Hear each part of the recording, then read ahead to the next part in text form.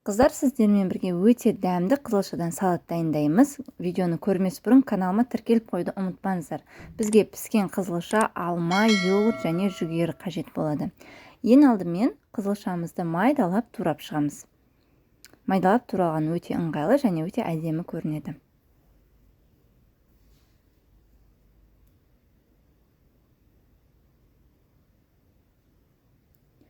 Қызылшамызды жақсылап турап алған соң алмамызды тураймыз. Алманың сыртын ашсаңыздар да болады, ашмасаңыздар да болады. Алмамызды да майдалап жақсылап турап аламыз.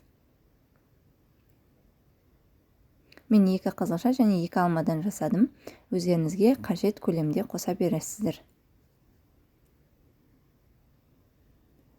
Одан соң 1 кесе жүгерімізді қосамыз. Оның үстіне 2 йогурт қостым. Егер көп десеңіздер, 1 қоссаңыздар да жарайды.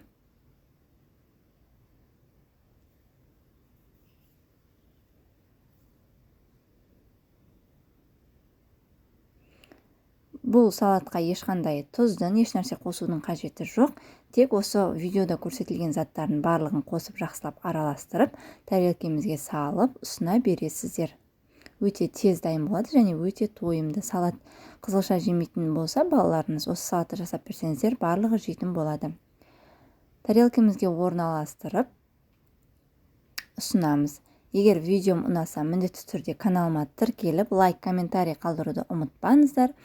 Міндетті түрде жасап көріңіздер. Сіздермен бірге болған назым барлықтарыңызға ас болсын.